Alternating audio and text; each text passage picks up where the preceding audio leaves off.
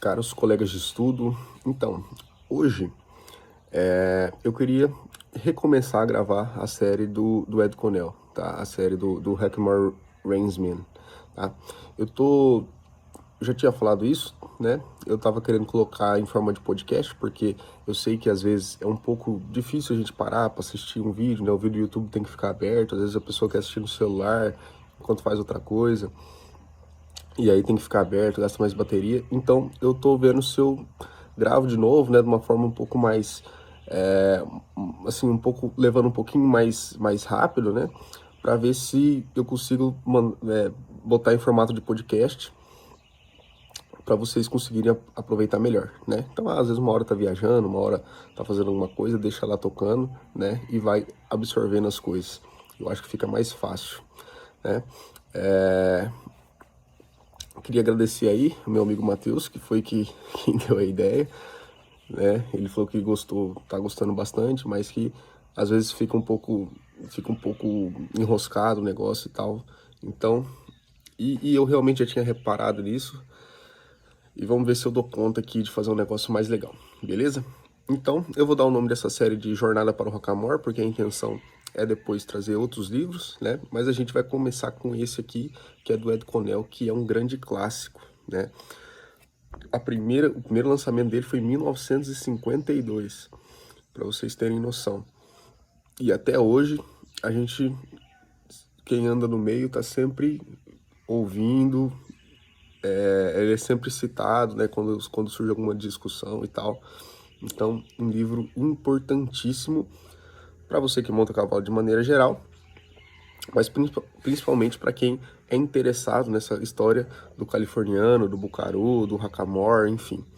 Um livro essencial. Me ajudou muito, tá? Foi um dos livros que eu estudei, assim, logo que eu saí do Projeto Doma. Foi um livro que eu peguei, assim, que ele mostrava uma coisinha de manobra e tal, que eu usei como referência, me ajudou na hora de... algumas coisas na hora de usar a mão, mesmo no bridão, que eu uso muito pouco Hackamore, não tenho muito costume, mas acho muito interessante, mas me ajudou mesmo no programa do Bridão. Então, mesmo para você que de repente tá pensando assim, ah, mas não vou estudar Hackamore, não me interessa isso porque eu uso Bridão, porque o meu negócio é outro, tem muito aprendizado interessantíssimo aqui, beleza? Então vamos lá.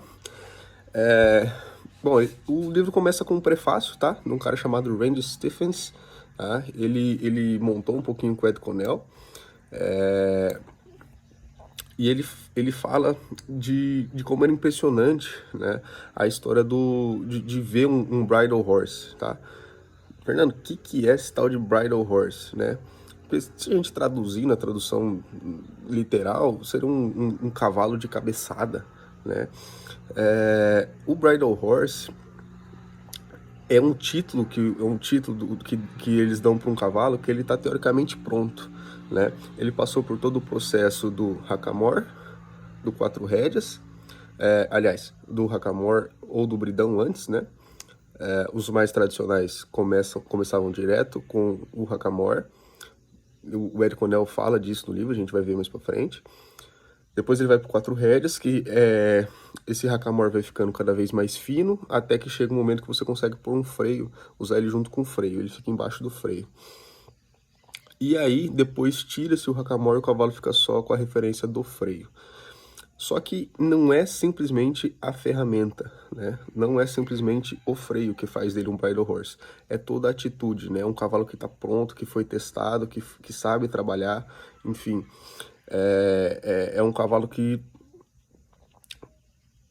o cavaleiro pode usar ele para mexer com gado e pode usar ele para levar uma criancinha, entendeu? Então é um cavalo pronto, um cavalo maduro.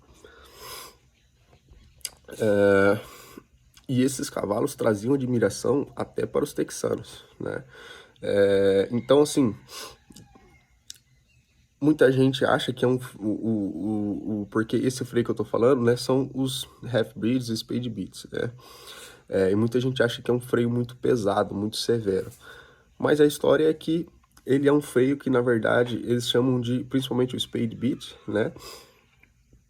que é o que tem em cima do bocal, ele tem um negócio ali que parece uma colher, ele é para ser um freio de sinal, né? Então ele não é para ser um freio de alavanca. Então, muitas vezes, né, as pessoas julgam um negócio porque elas têm a referência de como elas usam aquilo, né? E, na verdade, é um freio de sinal. Então, por isso que demora tanto tempo para esse processo ser feito, né? Porque o cavalo vai responder ao sinal da rédea, ao sinal do balanço da rédea e não ao contato do freio com a boca. Beleza? É isso aí, a gente vai discutindo mais para frente. Então, são animais que trazem admiração pela beleza, né? Pelo jeito que eles trabalham e tudo mais. Então, continuando aqui no prefácio, né? Não há dúvidas que há outros métodos de fazer um cavalo bom de rédea, inclusive em menos tempo. Porém, se você quiser realmente saber como os californianos faziam, digira cada palavra desse livro. Seu conhecimento, os conhecimentos e as habilidades estão aí para você pegar, tá? E aí começa uma historinha, eles contam um pouquinho da história do Ed Cornell, né? Faz uma biografiazinha, tá? Já começa falando que não é um livro para entretenimento, mas sim um manual, né? E se você quiser pegar esses ensinamentos, você vai ter que ler cada palavra, cada figura, não apenas, mas várias vezes, né? É um livro que é para ser mastigado. Então, a história do autor até me surpreendeu um pouco, né? Porque eu achava que era um vaqueirão, né? Era um cara que toda a vida foi vaqueiro. Mas, na verdade, ele é de uma família rica, uma família... Não sei, ele não chega a falar de família rica, né? Mas ele fala de uma família de pessoas estudadas, né? E que com 17 anos largou tudo, virou as costas e foi trabalhar em rancho. Isso aí fez dele meio que a ovelha negra da família. Mas depois da Grande Depressão, né, em 1929, ele voltou a estudar, mas sempre se manteve estudando, né, a história do cavalo, principalmente pelo método californiano, né. Aí na sequência ele mostra como que amarra a mecate no hackamore. Depois eu vou fazer um vídeo para vocês mostrando isso daí, é bem tranquilo, né. E ele continua. Mesmo com vários métodos novos, os melhores cavalos, que chamam all-around, né? Lá no meu perfil, eu usei porque eu gosto muito desse termo. All-around é um cavalo completo, é um cavalo que assim, você pode usar ele para fazer de tudo, né? E a gente só consegue isso fazendo de tudo, né? Então, é um cavalo que foi exposto a várias coisas diferentes. Então ele está pronto para diferentes tipos de serviço, não é aquele cavalo que já é domado ou já é treinado só para fazer aquilo, né? Então, os melhores cavalos desse tipo são feitos com os métodos antigos, mas isso leva mais tempo e exige paciência do cavaleiro e de seu encarregado. A qualidade desse animal vai depender da forma com que as rédeas são manejadas. Vocês vão ver no livro inteiro que ele dá muita ênfase para a parte das mãos, né? Não me lembro muito dele falar de assento e de perna, mas das mãos ele sempre foca muito na história da mão. A coisa mais importante e básica é o princípio do doubling. Então, se vocês rolarem os vídeos aí para trás, e aí quem tiver no podcast, eu acho que vai ter que assistir realmente, eu deixei 2 vídeos porque na primeira vez que eu li, esse termo me trouxe muita confusão, né? Porque se a gente traduzir, doubling seria tipo dobrar, né? Dobrar no sentido de multiplicar por 2. Então eu não vou nem traduzir, porque se eu falar dobrar, vai dar a impressão que é outra coisa, que é outro movimento, né? Então eu recomendo que vocês assistam acho que tem 2 vídeos, tem mais um também que eu achei interessante ultimamente, eu vou ver se eu trago mais pra frente para vocês. Então, esse é o princípio mais importante, e é importante também a gente ver como esse e outros princípios se conversam, trabalham juntos ali no programa de treinamento. Mas é uma longa jornada entre conhecer esses termos e conseguir aplicá-los, né? Pegar o feeling do negócio. O cavalo pode ser montado de hackamore ou de bridão, mas o que realmente vai definir, né, vai determinar se ele é um cavalo de hackamore ou de bridão, é se ele vai cumprir os requisitos para se tornar um bridle horse, tá? De novo, o cavalo de freio. Em toda a tropa sempre tem um cavalo que se mostra melhor que os outros. Esses a gente chama de naturais. Mais pra frente também ele vai falar pra gente, né, como que a gente seleciona um cavalo e tal, como que a gente olha. Mas assim, dentro de uma tropa, né?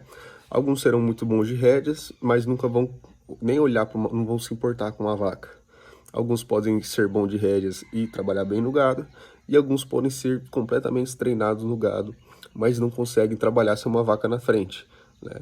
Esses são chamados de self-workers, né? São aqueles cavalos que eles gostam de trabalhar por eles mesmos, não gostam muito do cavaleiro ali pegando e mexendo, né? Eu tenho um cavalo que é assim, ele tem que respeitar, assim, tem que respeitar bastante, assim, quando ele tá fazendo as coisas por ele. Senão ele fica muito... ele se estressa. O cavalo deve ser montado no montante certo no treinamento enquanto ele progride, mas ele nunca deve estar dolorido ou cansado, né? O cavalo tem que estar fresco, o potro tem que estar fresco. Isso aqui ele fala bastante também. O cavalo de hackamore nunca deve trabalhar quando não está bem, pois ele ficará pesado e dolorido no hackamore. O homem do hackamore deve ter a mão leve, senão ele não chegará a lugar nenhum com o hackamore. Se o cavaleiro não tiver a mão leve, ele pode adquirir uma se ele aprender os detalhes de como manejá-la. Uma boa notícia aí pra você, seu mão de urso. Essa mão pesada aí. Mas assim, coisas técnicas, né? Aprender técnicas realmente ajuda a gente a melhorar a mão. Mas fazendo um parênteses aqui, né, no livro, o jeito que a gente usa a mão é muito reflexo do nosso emocional também. Então a gente tem que cuidar um pouquinho, dessa parte, né? A parte física, a parte física, né, da gente estar com um assento bom, da gente estar com um bom equilíbrio, para nossa mão não ficar passando o movimento do cavalo para a rédea. Tem o aspecto técnico, né, da gente ter justamente essas técnicas que ele está falando, que ajudam, e os aspectos emocionais, né, porque se a gente não está bem, reflete na dureza da nossa mão também, tá? Então, voltando para o livro. Para conseguir aproveitar esse manual, ele deve manter a mente aberta, né? Você deve manter a mente aberta, pois você pode ser tomado por um preconceito e isso fechará sua mente e não o permitirá absorver e observar os ensinamentos. Tá? Aí, mais para frente do livro, ele faz uma lista de requerimentos para um bom cavalo de hackamore ou de bridão. Uma boa posição de cabeça quando trabalhado, o focinho deve estar para baixo e recolhido e não solto no ar. Ele deve parar nos posteriores, com uma parada suave ou esbarrar, e não deve quicar na parada. Ele tem que parar reto e virar com seus posteriores e tirando os anteriores do chão. E deve estar reto, do focinho ao rabo. Quando fizer o Seth and Turn também já tem um vídeo meu explicando o que é, mas é basicamente parar e virar, né? Parar e virar com o posterior fincado no chão, né? Ele deve virar em seu posterior e voltar no caminho que ele veio, né? Ou seja, um movimento 180 graus. Em um movimento só. Então ele tira a mão aqui, levanta e bota de lá. E quando ele for dar uma volta completa, a mão deve tocar no meio do caminho, né? Então bate aqui, bate aqui, bate aqui, bate aqui. Desse jeito.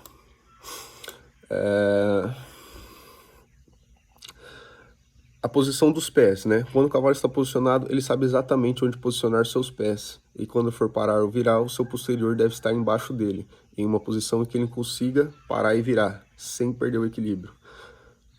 Aqui, de novo, uma coisa pessoal, né? Tem cavalo que é mais, igual ele fala, mais natural, para aprender assim, que assim já é mais equilibrado naturalmente. Alguns a gente que tem que posicionar, muitas vezes, o corpo, as patas, né? Não há nada que você coloque na cabeça do cavalo, no sentido de equipamento, né, que vai forçá-lo a parar ou virar adequadamente se ele não souber onde colocar os pés, né? Então, A importância aí, não adianta ficar indo atrás de ferramenta, ficar indo atrás de artifício se você não conseguir posicionar o pé dele.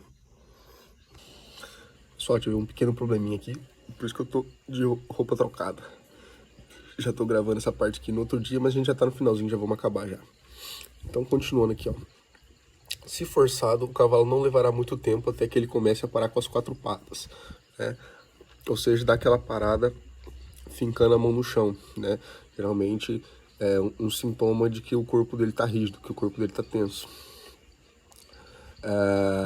Parar com as 4 patas, com a cabeça no ar, né? Aquele cavalo que esbarra com a cabeça para cima, focinho para cima, e se apoiando nos anteriores. E se apoiando nos anteriores na virada, como uma garrafa, né? Ou seja, em vez dele parar o pé e andar e girar a frente, ele para a frente e gira a garupa.